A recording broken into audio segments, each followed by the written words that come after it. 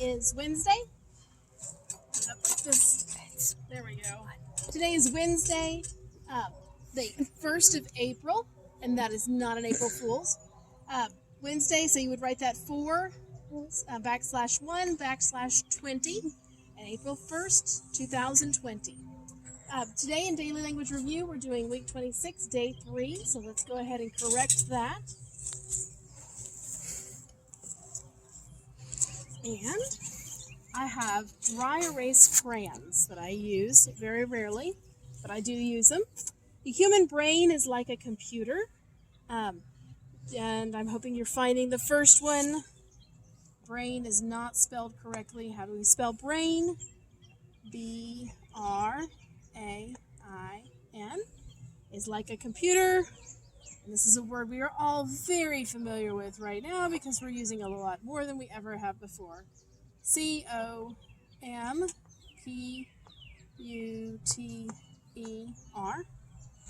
And the second sentence, our brain controls how us think and act. And the one that stands out the most is us. And it should be, it's the wrong pronoun, which should be our first person, third person, subject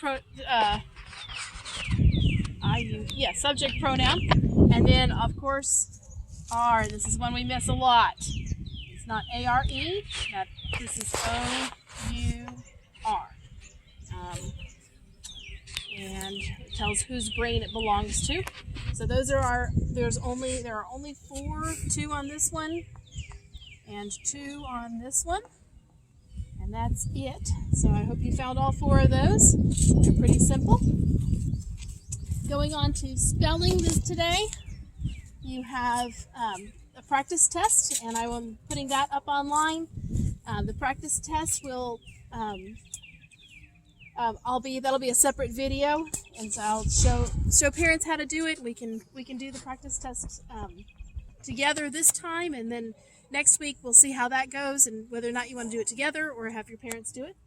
Reading pages 240 to 246. We're starting a new story. Remember, it's Phyllis Wheatley, Slave Girl of Old Boston, and you might remember the girl Phyllis Wheatley. She was the poet, and we saw that story in Liberty Kids, and I gave you the link to the Liberty Kids episode 101, and you can re-watch that sometime this week to remember who she is. But that's our story for reading this for the next 2 days. Workbook pages 215 to 216. In the front part is reading comprehension. The back part of the page talks about phonics. The letters A-R make an OR sound if the letters before it are W or QU, like war or quarter. They make an OR, the AR makes an OR sound. In science today, we don't have any workbook pages. We are going to be doing a couple different things to look at vibrations and how that works. Come on over here and let's do some talking about vibrations. We talked about vibrations. I stepped on all my rocks. We talked about vibrations, and a visual image of vibrations is a rock dropping in the water, and you might want to put it right up here. There we go. And you can actually see the water, the waves come out. Let me see if if a bigger rock makes better waves. Maybe if I did that in slow-mo, it would work. But you can see that those makes a water pattern of waves out. And of course, if I had a bigger pool, and you guys know how much fun it is to throw rocks in the water, and you would, so you can watch the waves, the waves go out in even circles all the way around. Sound does the same thing. It doesn't just travel in one direction; it travels out in an equal pattern, just like in the water, and in all directions. We're also going to make an instrument that uses vibration to make a sound, and you can use an instrument that uses plucking or striking. Those all make sounds. Your voice actually uses vibrations to make sound. And I have my instrument right here to make a sound. Wait.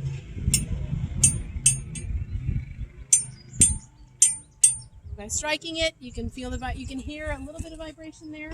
It's an annoying sound. And in this one right here, if I strike this, I can actually hear and I can actually feel the vibrations with my fingers. So it's not actually a musical instrument, but you get the idea. You can make a kazoo or something like that. And if you could post a picture of something that you made, then we'll count that as our attendance for the day. So you can, some sort of an instrument that you made by either plucking, that shows vibration by either plucking or by striking, or by blowing also makes the sound, it makes a vibration as well. English, we have using commas and direct address.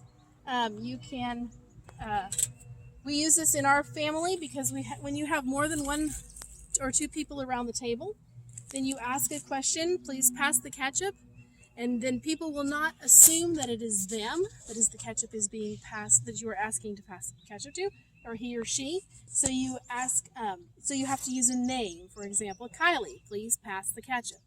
And use an example here. Dad, please let me mow the yard. That's a good one to ask as you're growing up, and maybe Dad will say yes someday, using a comma after the noun of direct address. So the direct address, Dad is the person you are directly addressing. So you use a comma after that, and you can see when I say that, then I pause just slightly and you can hear the comma. Dad, please can I mow the lawn? Also, you maybe remember from the movie Felicity, thank you, Miss Mannerly, I shall take no tea. If you have the person you are speaking to is in the middle of a sentence, then you need commas before it, before the name and after the name. Thank you, Miss Mannerly, I shall take no tea. Make sure you use those commas in both places. Page 105 only in your English today. Tomorrow is page 106, but 105 only today. I think that's it for the day. I hope you have a good time, and I hope you're enjoying being home with your family. But know that I miss you, and I can't wait to see you again. Bye!